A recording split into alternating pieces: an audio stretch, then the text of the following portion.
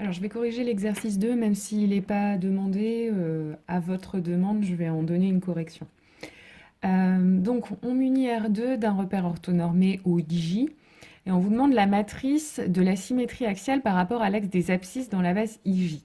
Donc, pour écrire la matrice d'une symétrie axiale, on va regarder en fait dans un repère ce qui se passe pour les vecteurs de la base, c'est-à-dire I et J, quand on leur applique une symétrie axiale par rapport à l'axe des abscisses. Donc en fait, je vous rappelle, une symétrie axiale, si vous prenez un point quelconque dans R2, donc qui a pour abscisse X et Y, en fait, son image par la symétrie axiale par rapport à l'axe des abscisses, ce sera ce point, c'est-à-dire le point de coordonnées X moins Y. Donc en fait, F, c'est l'application qui va de R2 dans R2 et qui à XY associe X moins Y. Donc finalement, quand je vais vouloir appliquer cette fonction au vecteur i, donc le vecteur i en fait c'est le vecteur de composante 1, 0, eh bien ça va me redonner 1, 0, hein, puisque je garde l'abscisse et je prends l'opposé de l'ordonnée. Et puis quand je vais faire l'image de j, donc cette fois-ci c'est le vecteur de composante 0, 1, eh bien, ça va me donner 0, moins 1. Donc, la matrice de F, ce sera, donc je prends les deux vecteurs et je les écris en colonne, donc 1, 0, 0, 1. Ensuite, on vous repose la même question, mais cette fois-ci pour la rotation d'angle θ et de centre O dans la base IJ. Donc là, même chose, j'ai une application G qui va de R dans R, et donc on va regarder ce qui se passe pour les vecteurs I et J de la base. Donc là, j'ai représenté mon vecteur I, et puis je lui applique une rotation d'angle θ. Donc là, j'ai ici en vert l'image du vecteur I par la rotation de centre O, qui est ici, hein, et d'angle θ. Et donc, qu'est-ce que je vais avoir comme composante, comme coordonnée pour ce vecteur? Là, ici, en fait, quand j'applique une rotation d'angle θ, je vais avoir ici le cosinus θ. On est sur le cercle trigonométrique, en fait, et donc là, ici, j'ai comme abscisse, j'ai cosinus de θ, et comme ordonnée, j'ai sinus de θ.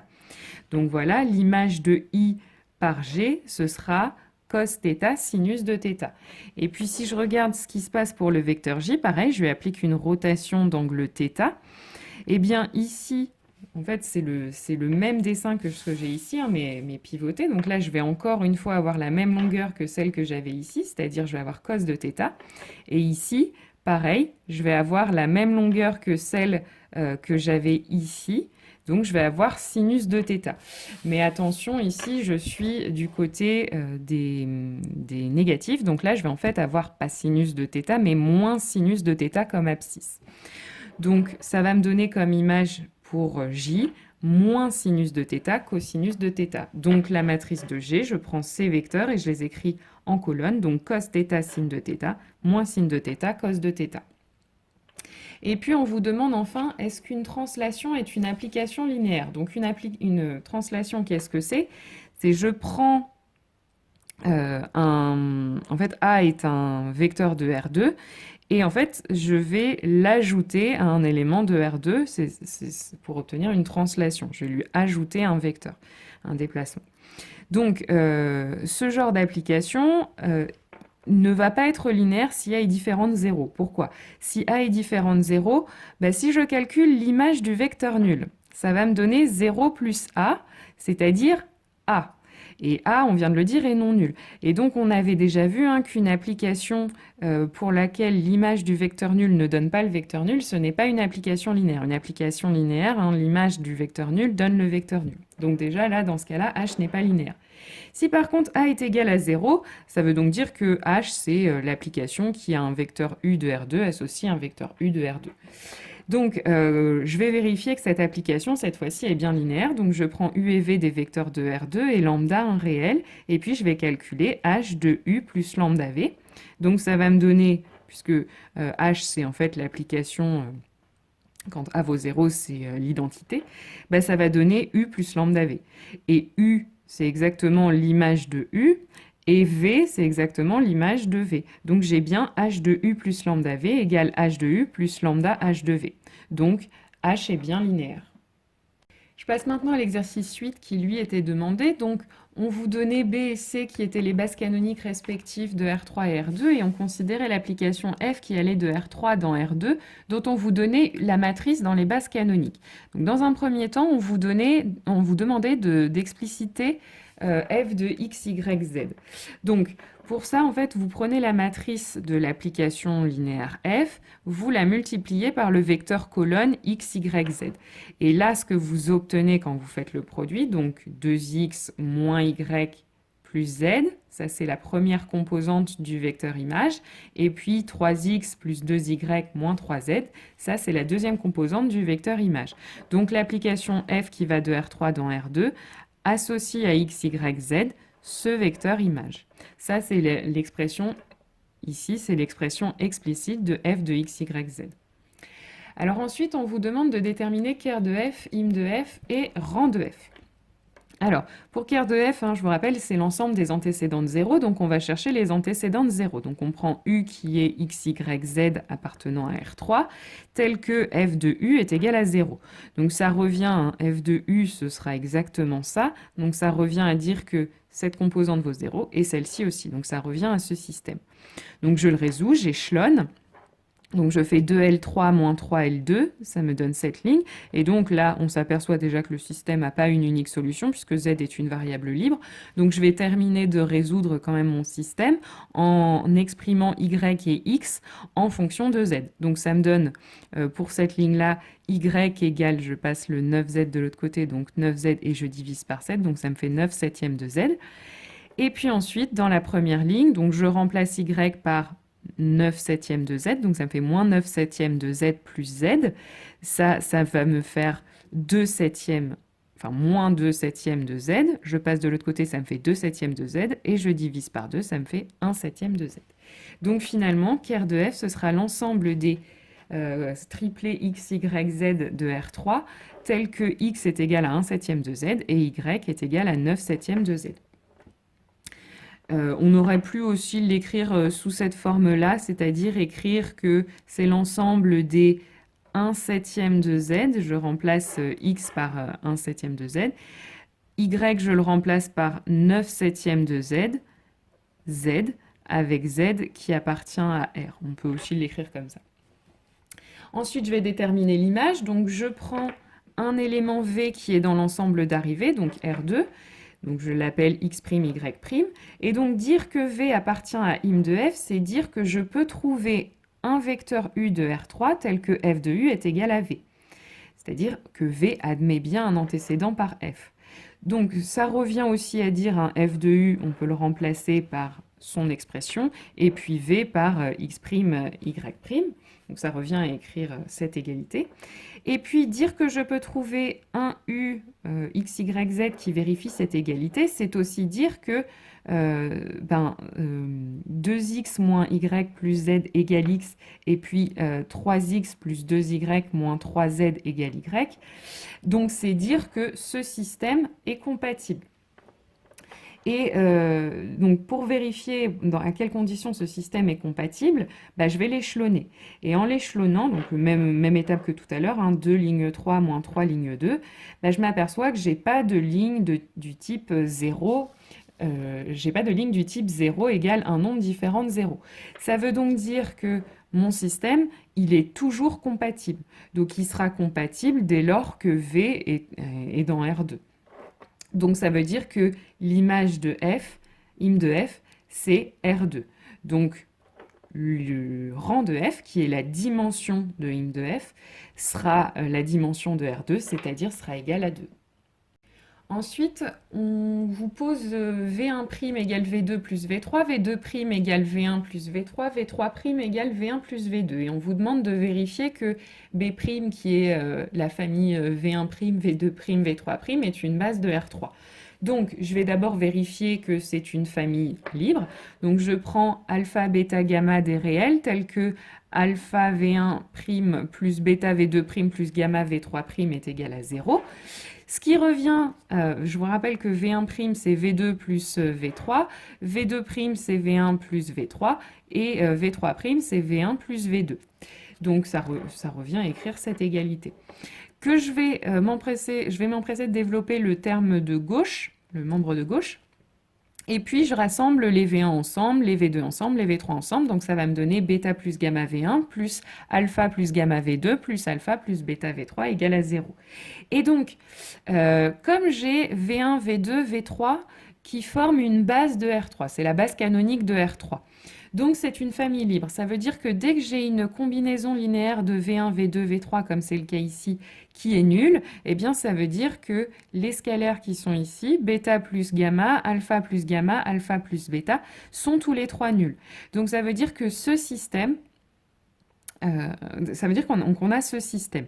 Alors, j'ai bien choisi de mettre d'abord alpha plus gamma sur ma première ligne pour faire apparaître un pivot tout de suite en première position. Mais voilà, j'ai bien les trois scalaires égaux à 0. Donc, je résous le système.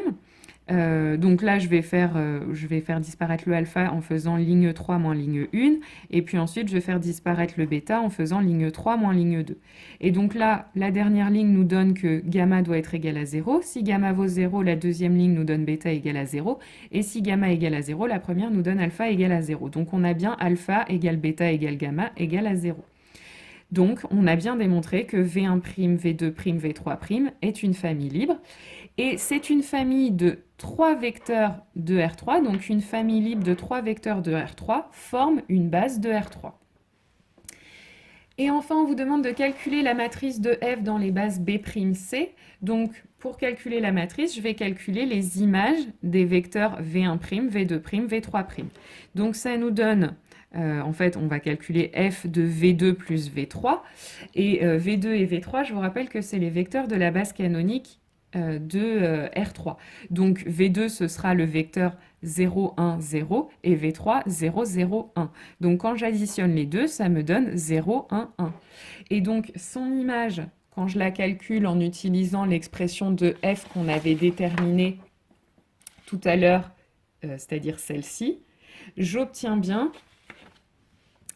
que l'image de 0, 1, 1, c'est 0, moins 1.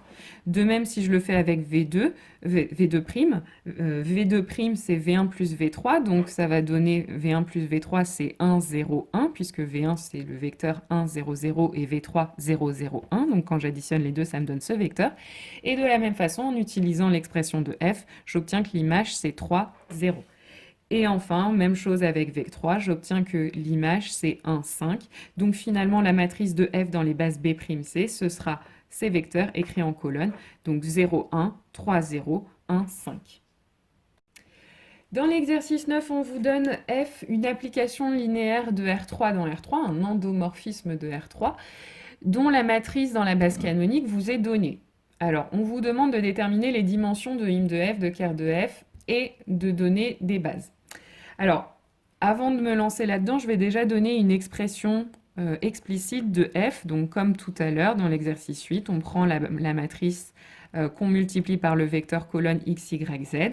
On fait le produit de matrice, donc x plus y moins z, ça c'est la première composante du vecteur image, moins 2x, moins 2y plus 2z, deuxième composante du vecteur image, et puis moins 3x, moins 3y plus 3z, ça c'est la troisième composante du vecteur image, donc on a cette expression de l'application f.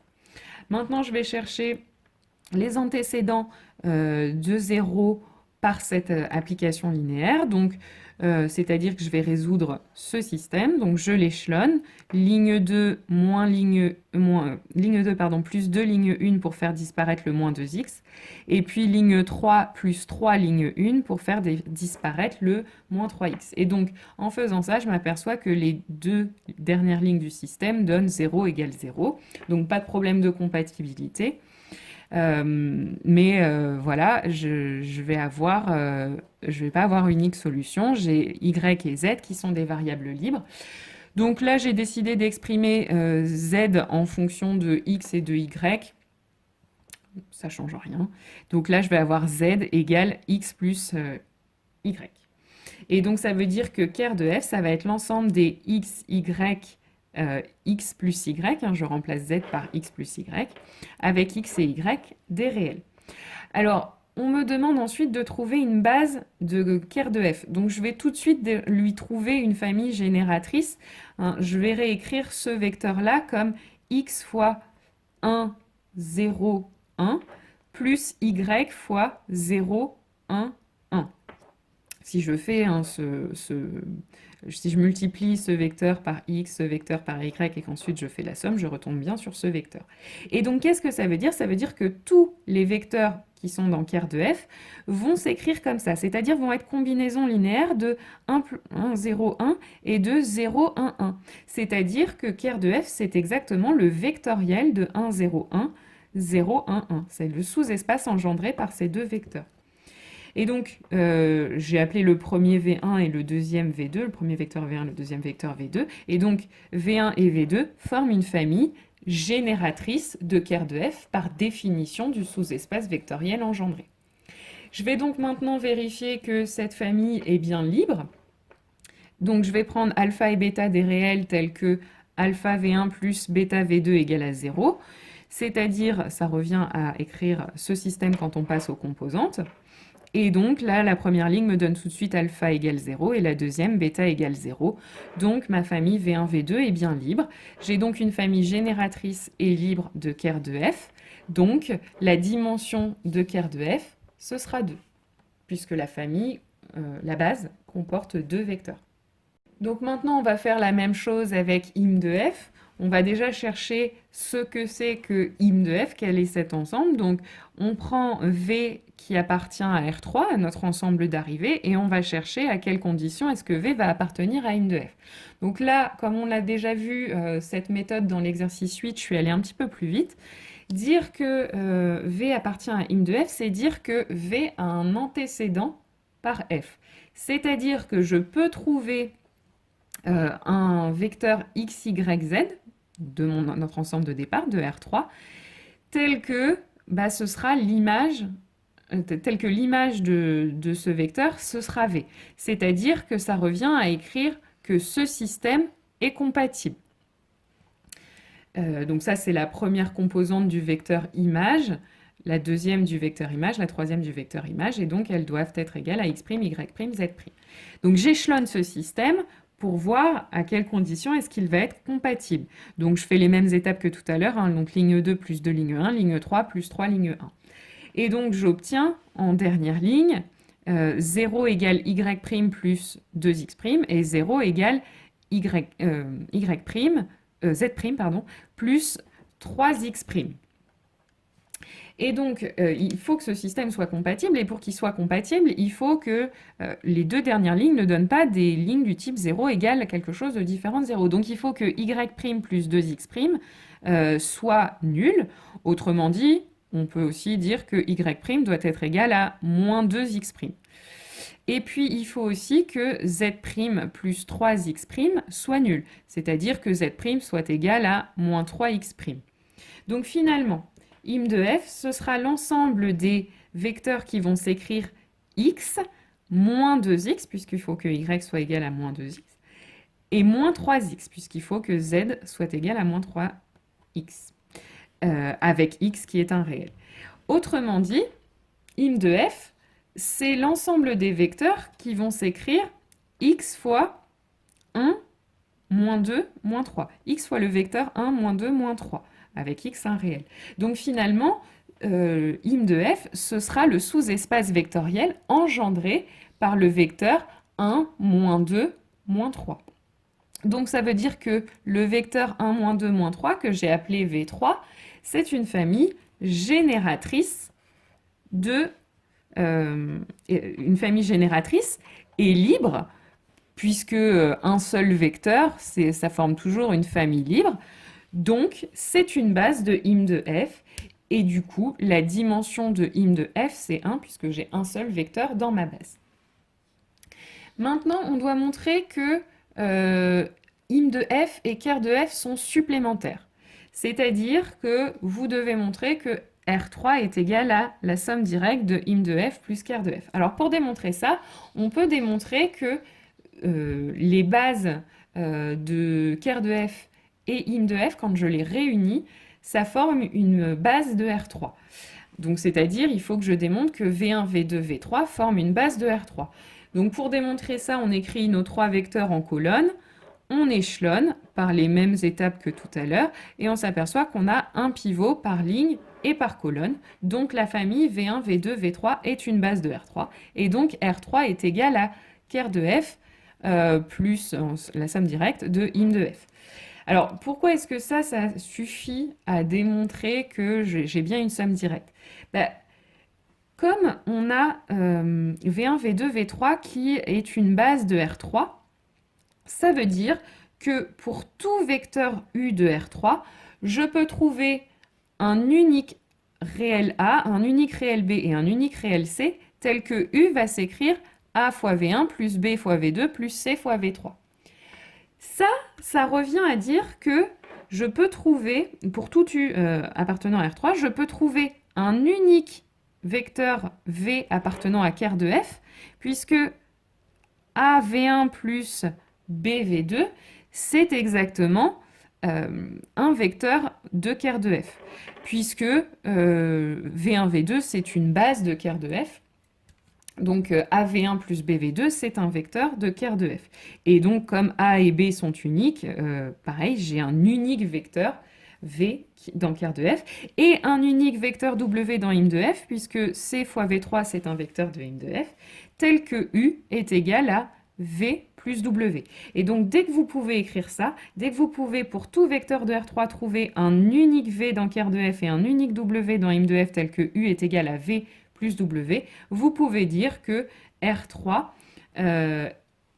c'est la somme directe de ker de F et de im de F, par définition. Donc ça, c'est pas la peine de l'écrire quand vous serez en devoir, mais voilà l'explication pourquoi est-ce que ça suffit à le démontrer.